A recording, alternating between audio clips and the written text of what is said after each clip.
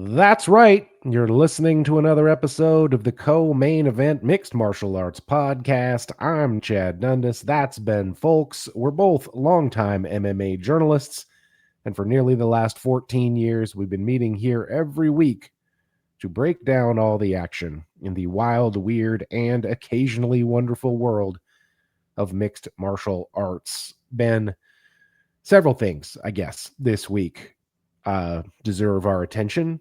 Earlier this morning, you had MVP, Most Valuable Promotions, come out and finalize the rest of their MMA card underneath the Ronda Rousey versus Gina Carano super fight. So 8 more bouts added there, a couple of which I think are worthy of discussion, at least. You also had Movsar Evloev go out there over the weekend and become maybe the number one contender in the featherweight division by defeating Lerone Murphy. Did he though? It's up for debate, at least, I would say. Tell you what's not up for debate. Kicked that man right in the dick a couple times. Yeah, twice. Lost a point.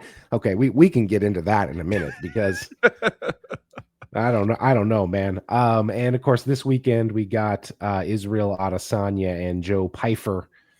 Body bags. You're never going to miss a chance to say body bags. Out there in the friendly confines of Climate Pledge Arena in Seattle, Washington, Ben, we could have been there. If we would have planned ahead, we could have been there. Yeah. Yeah, we could have been there. You also, you go out there to the Climate Pledge, granddaddy of them all, Chad. Yeah. Nice home arena. Of our Seattle Kraken. Yeah. You really got to put on a show. Yeah, the fans will expect nothing less. They did a nice job out there in Seattle, refurbishing the what was it, Key Arena that it used to be when the Sonics played there. They refurbished it, reimagined, I would say. They reimagined it as a space, and it's nice now. You and I, over the summer, we went out and saw the Wu-Tang Clan there. We saw Wu-Tang Clan and Run the Jewels out there. I also was out there many years back to see Nate Diaz and Benson Henderson. Okay. Remember that one? Remember when we had one of those? And I believe it was one of those Fox cards where those of us in the arena got to see Nate Diaz flashing a lot of the Stockton Hey Buddies. Benson Henderson is going to go for like a heel hook or an ankle lock or something like that. Nate Diaz is going to let him know how untroubled he is by flashing him that middle finger. And remember back when they were on Fox and they had that their strategy for dealing with moments like that was just like a cutaway to like a wide shot of not even necessarily that arena on that night, but just an arena on a UFC fight night. That was they're like, nobody will notice this. A seamless transition away from these obscene gestures, and then we're right back to the action. I mean, it does say something about the sport that you have to have that ready, right? Yeah, but a wide shot of the Forum in Inglewood, California, ready to go during a fight night in Seattle. Classic, though, American approach to TV censorship. Dudes can be out here elbowing each other in the head until their skulls open up and blood flows from their faces gratuitously. But if somebody were to hold up their middle finger, we need to have a plan in place for how we're going to avoid showing that to America. Was the Sean Kemp weed shop in operation? Hell yeah, it was. Okay. Hell yeah, it was. Because I'm betting Nate Diaz could swing through. He could come through. The thing I love about the Sean Kemp weed shop in Seattle is there's no way to miss it. No. You're walking down that street, you see it from down the street, the silhouette, the bright colors and everything. You're just like, oh shit, yeah. Like if somebody told you like, hey, there's a Sean Kemp weed shop somewhere in Seattle, you wouldn't walk by and be like, I wonder if this is it. I wonder if this is the one he was talking about. No, that's it. Yeah. The Sean Kemp weed shop for me has been a landmark at times where you can navigate by the Sean Kemp weed shop. If I'm wandering around Seattle and then suddenly I'm like, oh, Sean Kemp weed shop, I know right where I am. Yeah. The arena's right up here. It's just very close. Do you want to talk about MVP first? Most Valuable Promotions coming out here. We knew they had the big time MMA card on Netflix going down later this year. Not too long from now, May 16th, out there at the Intuit Dome in Los Angeles, California, granddaddy of them all. course, we're going to get Ronda Rousey and Gina Carano in the main event, but we knew a couple of the other fights that had already been announced. This morning, they went out, rounded out the rest of the card. Let me just pinpoint a couple of them here that we probably want to discuss. That being maybe first and foremost, Junior Dos Santos against Robelis Despaigne in a heavyweight fight. And then you also got Muhammad Mokaev versus Adriano Moraes in a fight. And then some other known names. Lorenz Larkin is on this card, et cetera, et cetera. But, man, if you ain't fought for a couple years, MVP is the place to go. They got a spot for you, and they got a spot for JDS. Yeah, man, if you happen to be a free agent who we've heard of, the timing is right. The timing is right for you to go out there and get paid on this MVP card and get seen on Netflix. You know what I thought when I saw Junior Dos Santos and Robelis Despaigne on this one is I just thought, Jailton Almeida, that could have been you. Could have been that him. Could have been you, man. That would have been the fight for you. That would have been a great way to not only get paid, but to get exposed to a wide audience and maybe get some redemption. Maybe go out there after people were saying Jailton Almeida sucks and doesn't even like this sport, bro.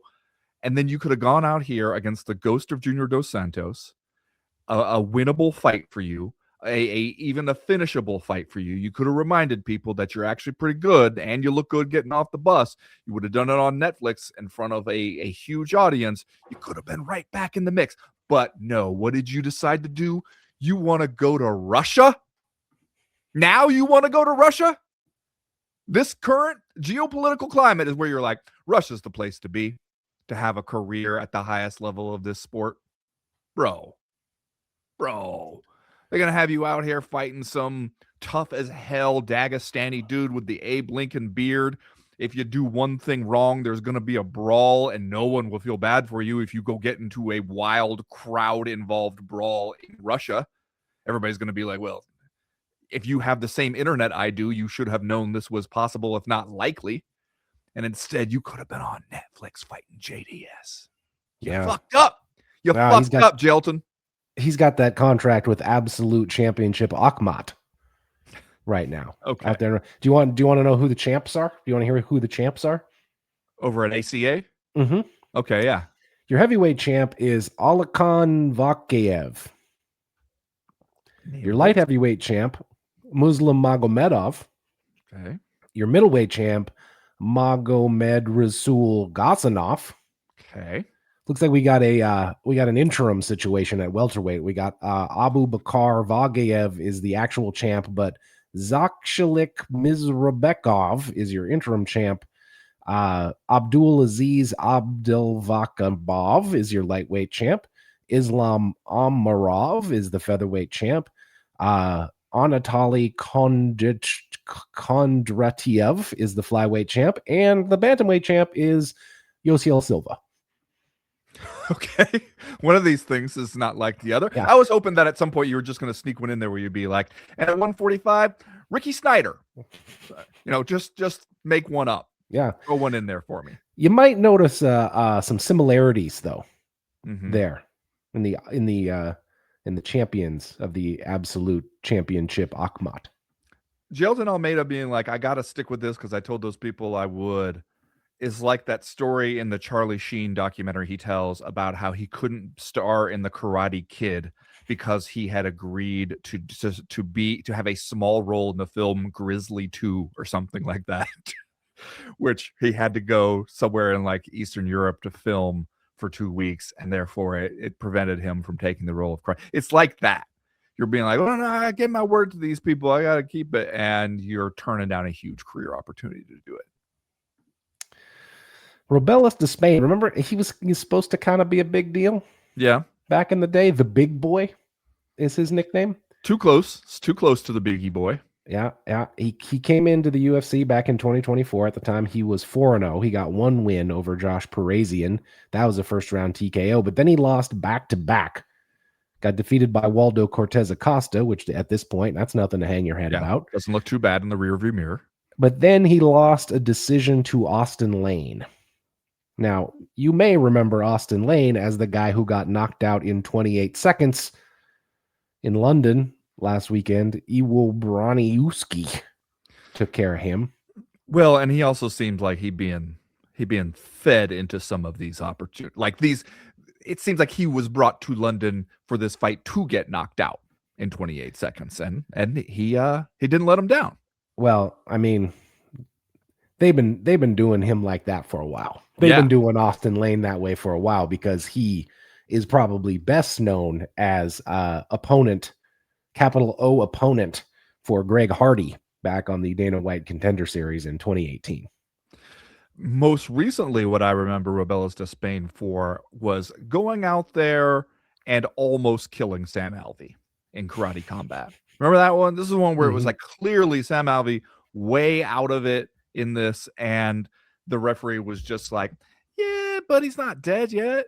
You know, like he seems like he might actually still be able to walk out of here tonight on his own power, and we can't have that. Go on in and finish him, Robelis. And he did. He did. That was a memorable one. So Karate Combat seems to have been a real career rejuvenator for him. And now he's in this spot where Jailton Almeida's loss is his gain. What do you like his chances up there against the grizzled old dog, the why they do that, the I'm famous himself, Junior Dos Santos, at this stage in the year 2026? I feel like I need to get a look at him. At Junior? See what he looks like these? Because are you saying that if Junior Dos Santos were to pop off the shirt and it turns out that while he's been out of the UFC and stuff all this time, if he's just shredded, if he's got traps like coming down out of his ears, someone photoshopped Junior Dos Santos's head onto Alistair Overeem circa 2010's body, if he looks like that, I might give him a shot. Remember when we watched the was it Chuck Liddell, Tito Ortiz? Is that what it was? Their final clash, and it was clear. Was it Liddell when we saw Chuck Liddell walk into the cage? Remember that? Not only as soon as he came through the curtain. When we saw him come into the like walking down to the cage, we were like, uh-oh. And then when he got in the cage and he did just even a little bit of shadow boxing, we went, oh no. He looked like he was moving like you move in a dream. And it was just like, oh god, this is a bad idea. And it was. If you get that version of Junior Dos Santos, then maybe I got $20 I never want to see again. I'd put down on Robelis Despaigne. I need to lay eyes on the man, is what I'm saying. We saw him, he was in the game bred bare knuckle stuff, and he looked pretty decent in those. Like he beat Fabricio Verdum, beat the heavyweight version of Alan Belcher. So I don't think he's fought anywhere since then, but he looked like maybe he had discovered where the weights were kept. This is a let me bang, bro, heavyweight fight, right? That's what we want. Yeah, that's what we're expecting here from Junior Dos Santos and Robelis Despaigne. So we'll see if they live up to it. Muhammad Mokaev, probably the other interesting signing, I guess you would say, for MVP here. Of course, we all remember Muhammad Mokaev for getting run out of the UFC back in 2024. Since then, he's gone on to have 3 straight wins to advance his professional record to 16-0-1 at a no contest back in 2021. But this is a really good fighter, Muhammad Mokaev. Yeah. Nobody doubted that he was a really good fighter, and that is an interesting. Like, this is why when I'm looking at this fight card as a whole, now that the whole thing is filled out, you got Mokaev versus Adriano Moraes, and you're kind of like, all right, not only is this kind of about as good as you could do with who is actually out there and available right now, outside the UFC, outside PFL, not under contract to anybody else, still somewhat relevant. It's also a good mix of types of appeals that a fight could offer you. Because, as we already talked about before, we have Ronda Rousey and Gina Carano, and you're like, those are names a lot of people know. They both bring a certain star power to the fight. They're going to be doing most of the heavy lifting there. Not probably going to be that competitive a fight, and even not that meaningful of a fight at this point in women's MMA in 2026. But then you have like Nate Diaz and Mike Perry, just like fun as hell brawl between two of the craziest MFers to do it in MMA. You got the return of Francis Ngannou against somebody, a body. Felipe Lins. Let's not really. It's not a jerk off the last street. time we saw him, but not a jerk off the street. It's not a Tijuana cab driver. It's just nobody was sitting around and being like, I hope they can get Felipe Lins for this, though. So it's like Francis Ngannou gotta smash him, and if he doesn't, it's a disaster for him. But could be a huge night for Felipe Lins. But then when you get some of these other ones where you got like a let me bang bro ass fight between Junior Santos and Robelis Despaigne, and then you got actual good fighters in Muhammad Mokaev and Adriano Moraes, where you're just like, all right, as far as who we know is out there, you're hitting some different bases here. You're checking off some different boxes, and that I think is kind of the most that you could reasonably ask of a promoter like MVP doing the first MMA card on Netflix, because it's not like there's a ton out there to choose from. And what there is like a combination of fun, weird, high violence potential, but then also some actual good MMA on the card. So like I give him credit for that. And that kind of stuff, when I saw Muhammad Mokaev on there, I was like, that shows that they also do have at least a little bit of faith in the audience, or at least a little bit of hope that, yeah, we're going to get some people who know what they're looking at here. It's not just going to be, hey, here are famous people, let's see if they can knock each other's heads off. Yeah. Does any of it make you think, all right, maybe we're also going to do this thing again at some point? Because right now we don't totally know what MVP's designs are on the MMA world. This could be the one event on Netflix, and then depending on, I guess, success or failure, we don't do any more. But when you're having fights where, you set Francis Ngannou up to go out here and knock out Felipe Lins, which could, springboard Big Fran into a number of different things, whether that be another MMA fight or a boxing match against Jake Paul, who I noticed conspicuously was talking some shit this week about as he will do. Right, about how Francis's boxing is terrible. But like, you go out and get a guy, let's say like Mokaev. If we're not going to do this again, like Muhammad Mokaev coming in and scoring another win here, I don't know what that means exactly for anybody. So some of these signings, I look at them, I'm just kind of like, maybe we are thinking a little bit down the road here. Yeah. I also feel like there's no way they know for sure if they'll do it again. If this underperforms, if this turns out to be like nowhere near as big a crowd as they think they're going to get, I can see them being like, okay, back to silly boxing matches. That's where the bread is buttered. We don't need to mess around with this anymore, especially because it's probably so hard to even just find available fighters.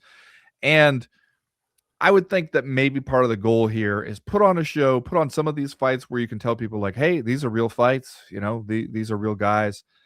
And also maybe get it out there in some fighters' heads where they go, Lorenz Larkin he's getting a paycheck off of this? Well, shit, man.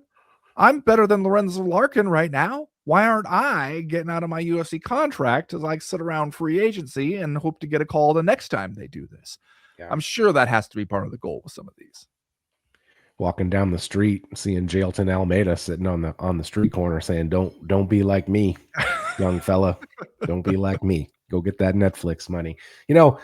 At least I feel better about JDS's chances against Robelis Despaigne than the Facebook trolls who are out here putting together fake fight posters for this event for a bout between JDS and Gable Steveson.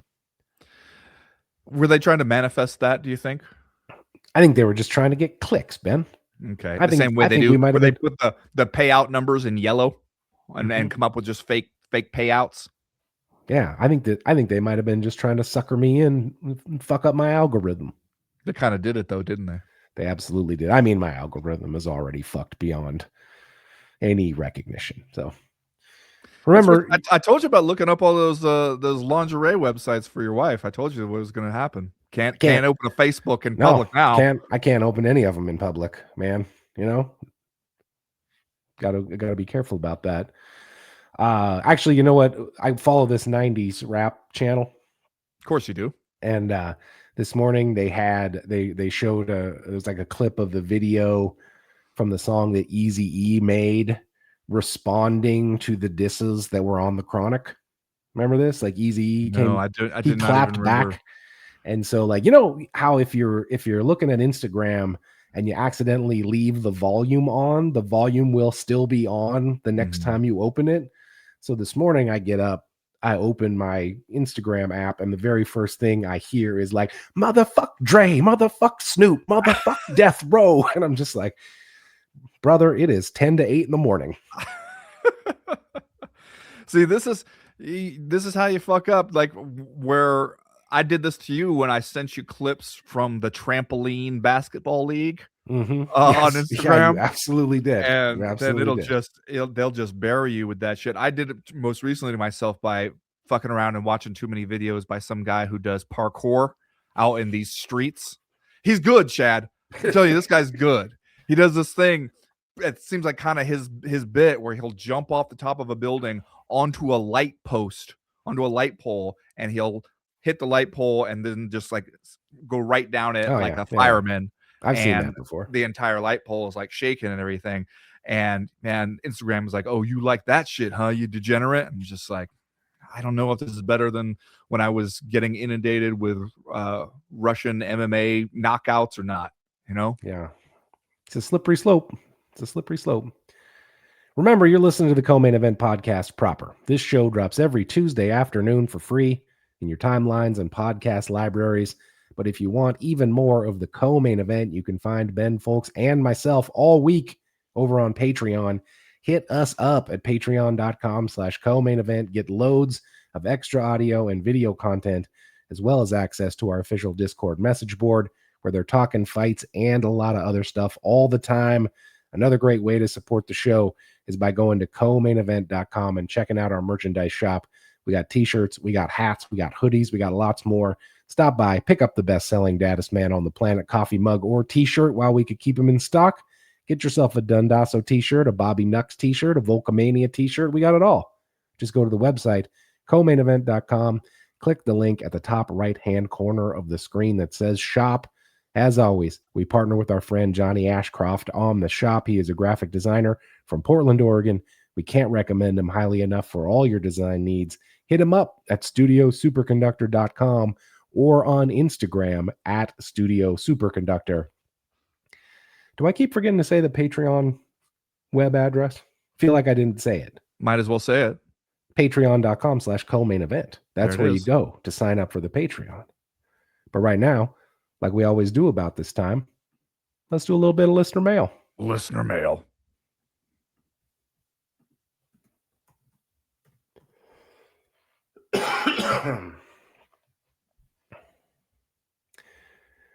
First piece of listener mail this week comes to us from our guy Darkwing Duck. Now, remember, who did we hear from last week? One of the ancillary characters that was like a mad scientist kind of character. Well, maybe and it seemed like the more we dug into it, it was his backstory was actually quite sad. It was all he'd become a supervillain due to loneliness, it seemed. Beetroot. Yeah. Well, maybe Dr. Beetroot's appearance got our guy Darkwing Duck off his ass to write us another email, because he starts, did you guys see Dana White say he doesn't want any crossover fights in Zufa boxing featuring UFC fighters? He even had the chance to make Dustin Poirier versus Nate Diaz and declined. He says, quote, crossover fights suck. I'm not going to second guess the greatest fight promoter of all time. I should point out that is in all caps. Yeah, of course it is. And I'm certainly not trying to tell you these MMA boxing crossover fights are competitive or high level, but isn't this some low-hanging fruit for Dana to get more eyes on Zufa boxing? Isn't this a missed opportunity? You know, I couldn't understand when I heard that. I was just like, are you doing this just out of obstinance? Just because you feel like you would be accused of following in Jake Paul's footsteps, kind of, that you would be accused of copying them? Because the thing about these kind of crossover fights, you already know it works. Yeah. It's been proven. It works even when the fights are terrible. It works even when they have no business boxing each other. It just flat out fucking works. If I had a boxing brand that I was trying still to get off the ground and I had access to a deep well of hundreds of MMA fighters who all seem to want to go do boxing matches, I would absolutely be putting together some of those fights. That's how you're going to get me to watch some of these Zufa boxing cards that a lot of them are just sort of like Friday night fights on ESPN quality boxing cards. How are you going to get me interested is if you had Nate Diaz and Dustin Poirier boxing on one. The idea that like the crossover fights suck. When did you start caring so much about that? When did that become the thing where it's just like you're such a boxing purist? Yeah. No, we need to have. He thought that once other people started doing it. Yeah. Well, we need to have some guy who's 2-0 versus some guy who's 3-1, like that nobody's ever heard of. That's way better than having these guys fight. I mean, it's got to be the money, right? It's got to be once you let these guys see that the money in boxing might be better, then it's going to be harder to get them to go over there and do an MMA. But Nate Diaz and Dustin Poirier seems like the kind of thing where you're not going to probably get much out of these guys in MMA at this point. If you're the UFC anyway, that would have been a no-brainer of a fight. Plus, if you had done that fight, you know what you also would have succeeded in doing? Keeping Nate Diaz away from MVP MMA. Yeah. It would have been smart on a couple different levels, at least for TKO's grander aims as I view them. Right now, I still agree with Eddie Hearn that Dana White is acting like he has taken over the boxing game, and as Eddie put it, he ain't out the garage yet. You have yet to put on a fight anywhere other than the Apex. You haven't sold out arenas. You haven't put on some kind of must-see boxing card. Stuff like this is your chance to kind of do it. Start grabbing some more attention, and you're just like, no, those fights suck. I will never do it. Like, again, he's just like the no fun old man. Yeah. The older and the crankier he gets. See, that's what I was wondering is if the marketplace has told us anything in the last several years is that people will watch that shit. Yeah. And so I saw this news and I was like, is this just another example of Dana White having become everything he used to hate?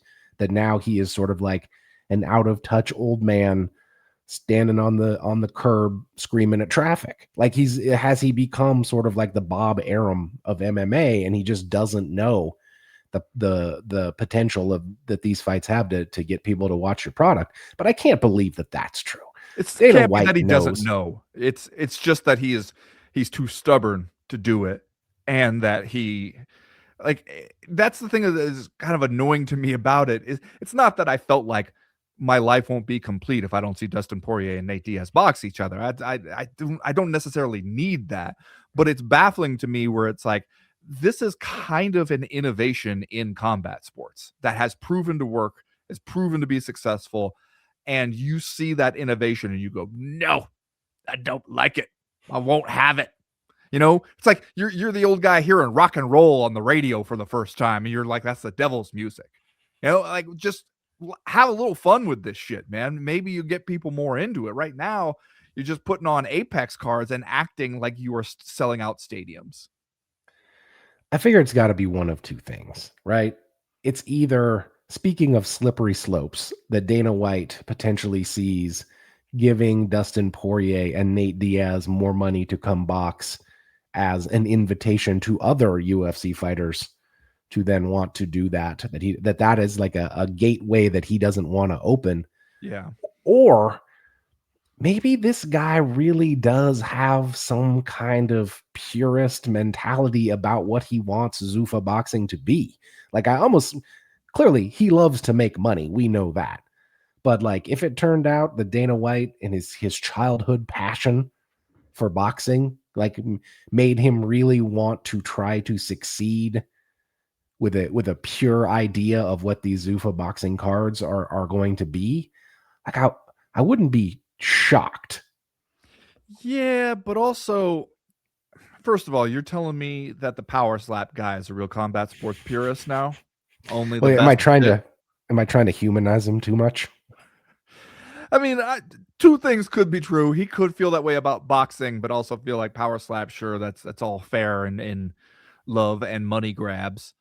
But if it's the first one where he's worried about setting a precedent where these fighters start to think, hey, I should hold out for a Zufa boxing fight. The UFC exerts such control over these guys. It's hard for me to see them being like, but this would be the thing that would break our iron grip on the fighters of the UFC roster. If we let them have a taste of this, then they would become ungovernable and we would no longer be able to comfortably stand here with our boot on their necks. I don't think that that's it. I think that they are very assured that they have these guys locked down and that they can make them all do what they want. I don't really know if it's that. It just feels to me like he's got this sort of rigidity in his mind where he's like, no, that's not what this is. I don't care if it works. I don't care if people want it. I don't care if it would be smart in a dozen different ways for what I'm trying to do here. I've said I'm not doing it, and that then becomes the reason I'm not doing it.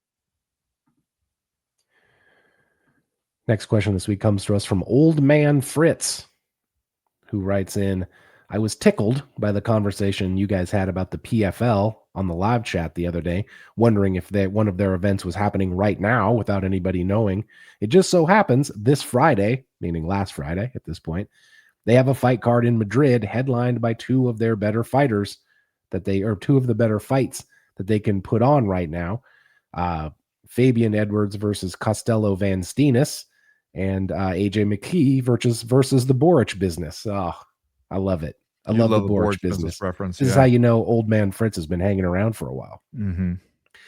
On a related note, the last time I clicked on the Where to Watch link under one of their YouTube videos, it literally comes up with the 404 page not found error.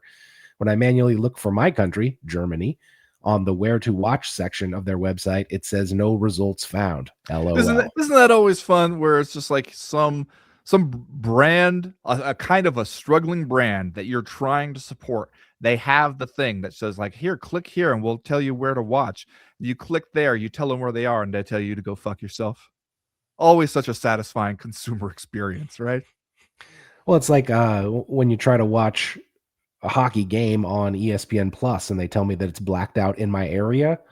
And I'm like, motherfucker, this game is 12 hours from where I live.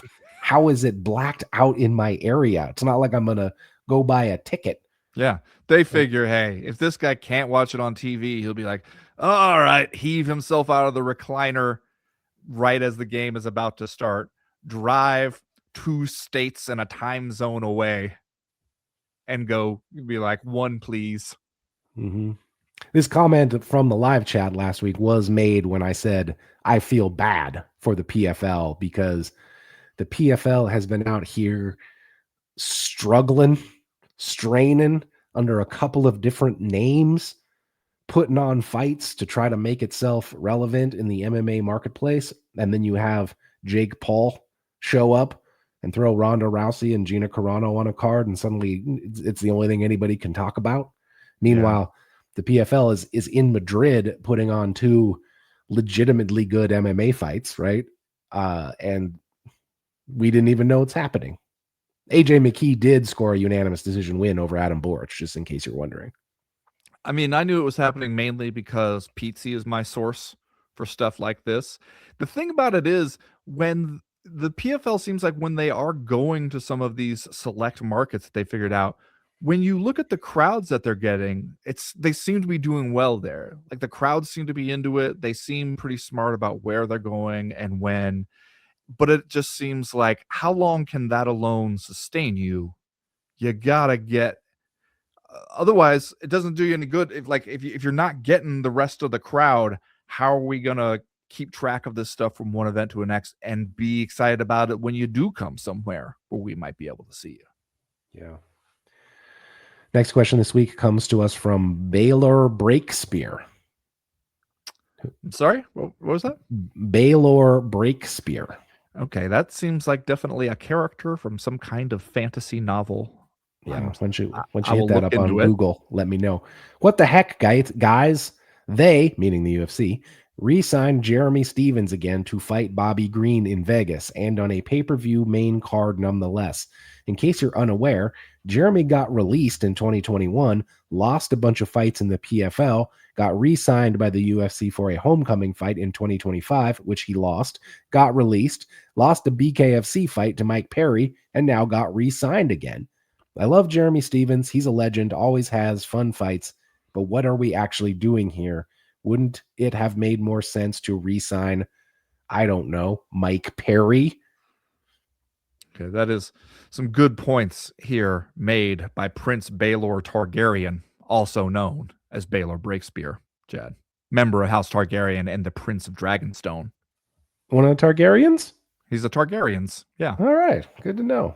Good to know. I had not wrapped my brain around this with Jeremy Stephens until we got this email, and then I went and checked out the career path, and this is correct. Jeremy Stephens has, in fact, bounced in and out of the UFC for the last handful of years and has not been particularly successful anywhere he's gone, although he did win 3 bare knuckle fights in a row before he ran into a buzzsaw in Mike Perry, a man born to bare knuckle box. Yeah. So it's not like it hasn't all been bad news for Jeremy Stephens, but it is a little bit of an odd bouncing ball career path here. And the only thing I can say is that, Jeremy Stephens is an exciting fighter. You know what he's going to give you. If you put him on a fight card, he's going to go out there and throw them things. He's going to do that for you. So he's the style of fighter that I could see the UFC wanting to have around. And also maybe they just like him. Remember years ago when he got locked in the clink? He got thrown in the slammer over there in Minneapolis. He's supposed to fight on that UFC card that night. And Dana White came to the press conference talking big about how they were going to get Jeremy Stephens out of jail.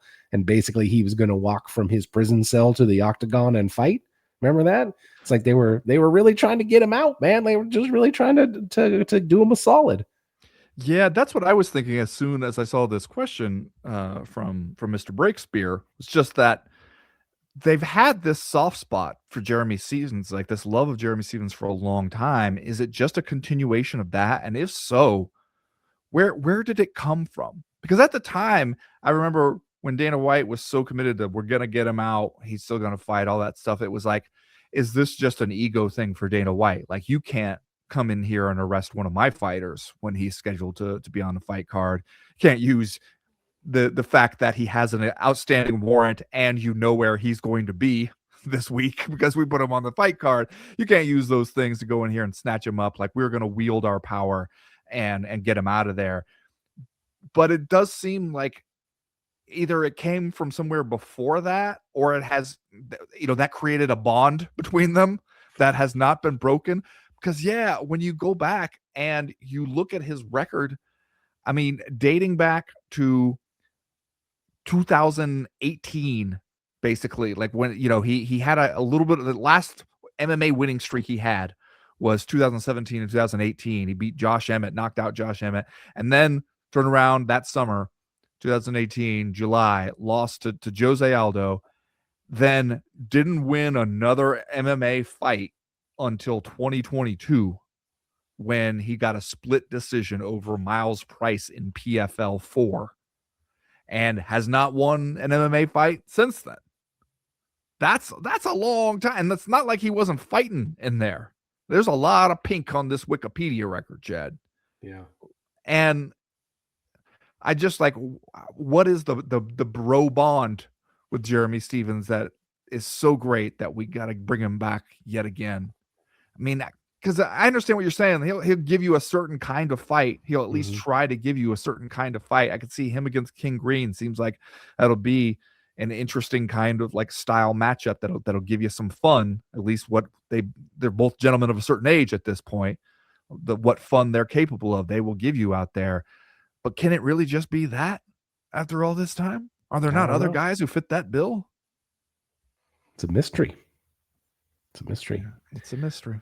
Last question this week comes to us from Marco, who writes, "Hello, Chad and Ben. Long-time listener, first time emailing the podcast. I have to vent a bit. Absolutely love that. I have to vent a bit because Dana not confirming Movsar, meaning Movsar Evloev, as the next contender really got me peeved. The broadcast said this was a title eliminator bout, and on the post-show, the panel is talking to Volk about a matchup between him and Movsar, like it's next, as it should be. Even Lerone Murphy said Movsar should be next for the title. Then at the presser, Dana says Movsar is in a good position, but when they ask him about Jean Silva, he smiles, which makes me think that's likely next. I'm just really disappointed with the direction the UFC has been going. Instead of giving title shots to deserving contenders, they just give it to whoever will generate the most views. If Jean Silva fights for the belt next, I'll be very upset because the UFC will be wasting Volk's last years with dumb matchups, Lopez rematch and Jean Silva, if true. To me, Movsar versus Murphy had a high-level championship feel, and the fight over-delivered compared to the expectations many online had for it. I hope both fighters get their shot at the title, and I would be excited for a rematch if Movsar beats Volk. Sorry for the long email. Love the podcast. Keep up the great work, gentlemen. Thank you, Marco. We will talk about Movsar Evloev and Lerone Murphy coming up right after this.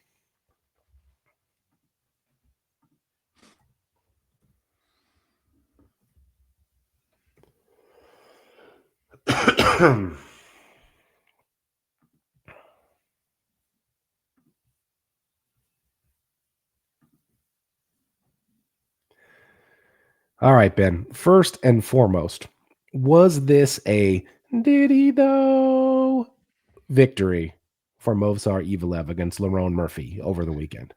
It was for me a little bit, only because of the point deduction. Because I think if you look at the actual fight and you go, which of these guys won 3 or more rounds, Yeah. I think it would have to be Movsar. But then with the point deduction, he really went out there and earned. Yeah. You know, you kick a guy in the groin twice, and the second one was worse than the first, then you can't really complain. He didn't seem to complain about that point deduction. He was kind of nodding his head like, yeah, that was on me.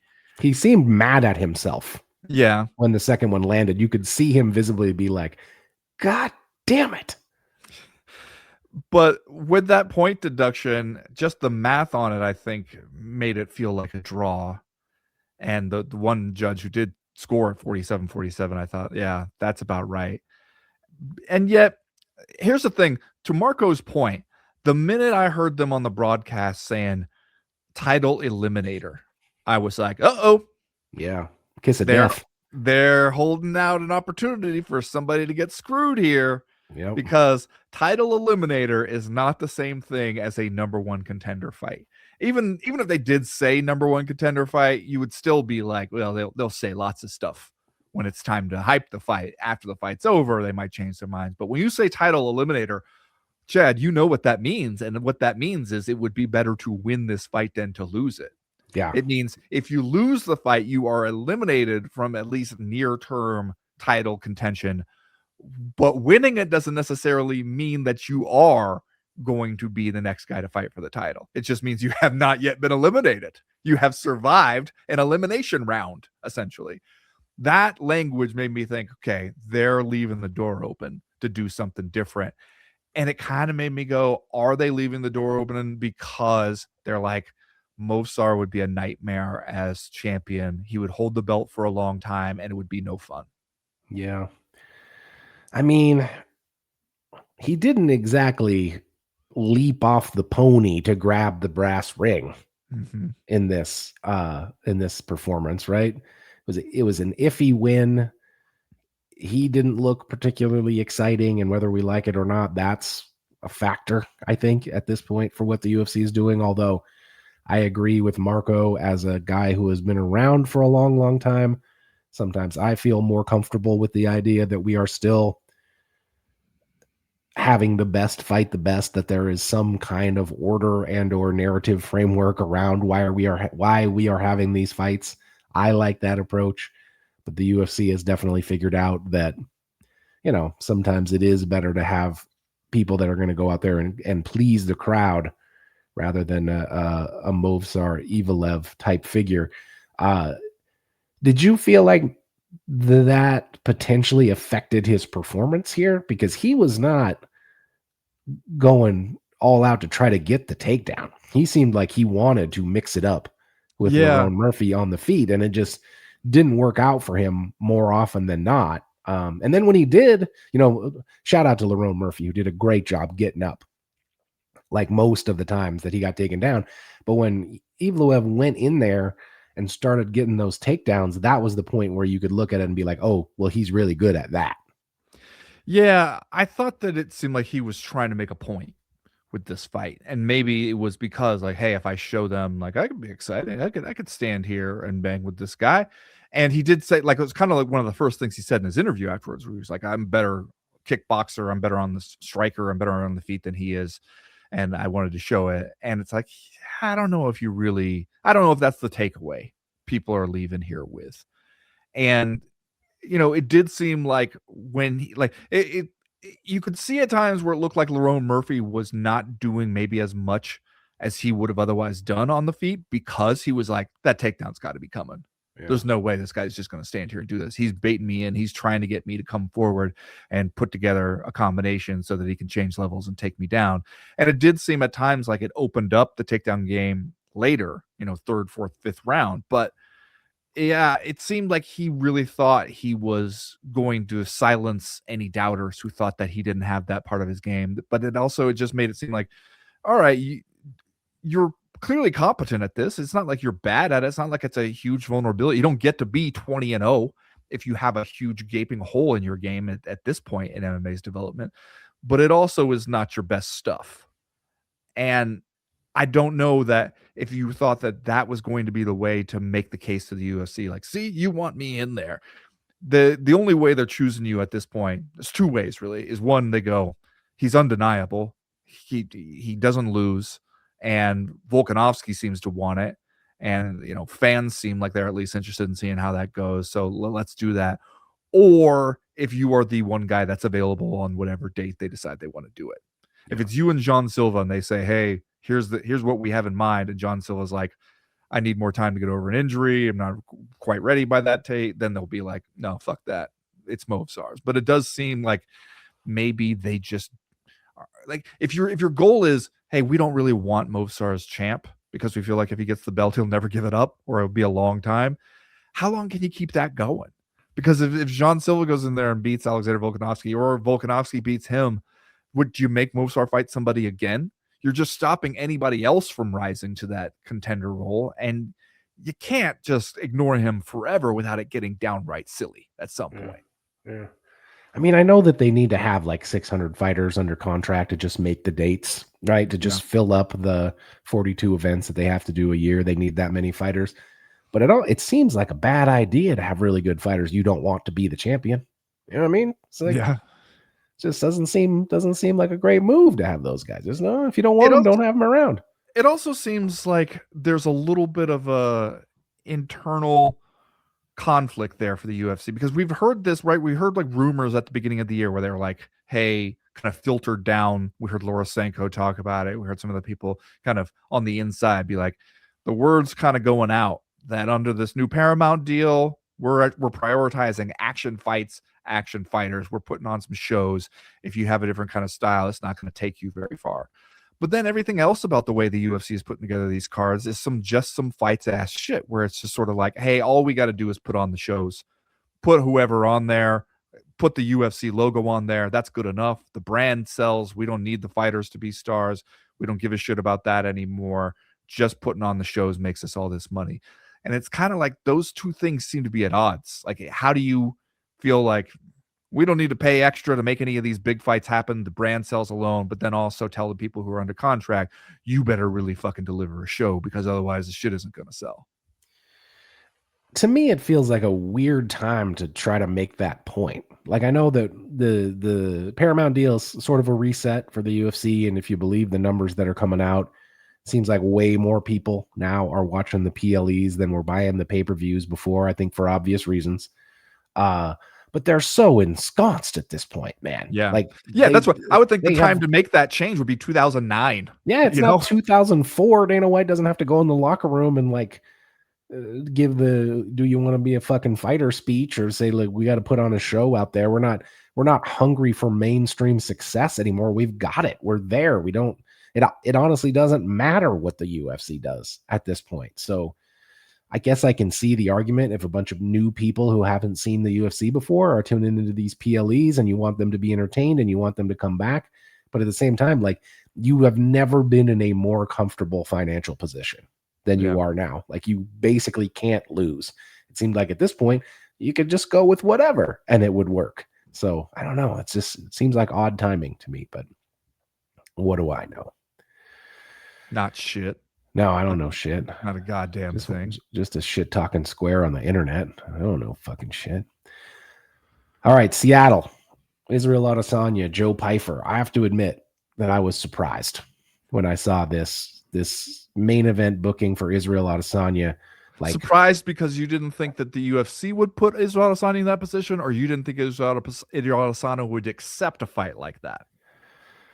I guess both. I mean, maybe I personally am overestimating Israel Adesanya's place. Like, he's like, I think 1-5 in his last 6 fights or something like that. Joe Pyfer has really been streaking, aside from his loss to Singing and Dancing Jack Hermanson back in 2024. And hey, man, you talk about let me bang, bro, action fighters. That if that's what the UFC wants, Joe Pyfer is probably that guy. He's going to wrap himself in the American flag. You know, he's probably the guy the UFC wants. Still, I guess it surprised me, and I'm just naivete here, but like, it surprised me that they would do Israel Adesanya like that at this point. Yeah, especially because, you know, we've talked about who do you have who still has some star power, and Israel Adesanya is one of those guys where his star power has been kind of resilient even despite mounting losses. He still has that kind of aura about him where when you see him on camera, you see his fighting style, even as he's getting older and losing a little bit, you still see that he has a sort of like natural charisma and charm. And that when people see him, you kind of go like, okay, this is somebody. Even if you don't know who it is, you know it's somebody. And to throw him into a fight like this suggests that you think that time is over. Yeah. And you're really, because, I mean, it's kind of what it felt like a little bit with that last one against Nasruddin Imavov, right? And, you know, he went out there, got knocked out in that one, and we all kind of went, well, there it is. Israel Adesanya is no longer at or even hovering around the top of the middleweight division anymore. Father time came for him, just as it came for Anderson Silva before him. It's inevitable. It's painful to watch, but that's what happened. And he took some time off after that, and then to come back and they give him this fight, it says that the UFC thinks that time is not coming again. And yet I also could see, like, style wise, where you'd be like, I could see Israel Adesanya winning this. If he's at all, I think he's at that point. We saw Anderson Silva get to this point, and where can you adapt to changing physical realities, especially when you were one of those fighters where you are relying so much on reflexes, speed, slipping punches by a quarter of an inch just so you could be close enough to land the counter afterwards. We've seen a lot of those guys where when that starts to go, they start getting clipped by those punches that they used to slip. The punches that they used to eat are now dropping them. Stuff like that starts to happen. Some people can adjust and become a different kind of fighter, and some people just can't. Chuck Liddell was one of those guys who couldn't. Anderson Silva struggled with it a little bit. But we have seen other guys where, like Alistair Overeem was a great example where he was somebody where he was just like power, aggression, explosive speed, that kind of stuff. And then when he started to get older, he was like, I have to become smarter because I am no longer a physical force that I once was. I could see Israel Adesanya maybe being one of those guys, but it also seems like, well, this is the kind of fight that's going to figure it out, because Joe Pyfer is not exactly a mastermind in there. You know what he's going to do. There's not a whole lot of secrets to that game. Yeah. And it's just sort of like, can you stand up to it? Fed Israel Adesanya to Nasruddin Imavov for no reason, as it turns out, since Nasruddin Imavov is still just the John Travolta in Pulp Fiction gif, right? Just wandering around, putting his hands up like, well, where am I? Maybe that's what you get for not having a raven on your shoulder, my man. Pirate hat and a raven on his shoulder.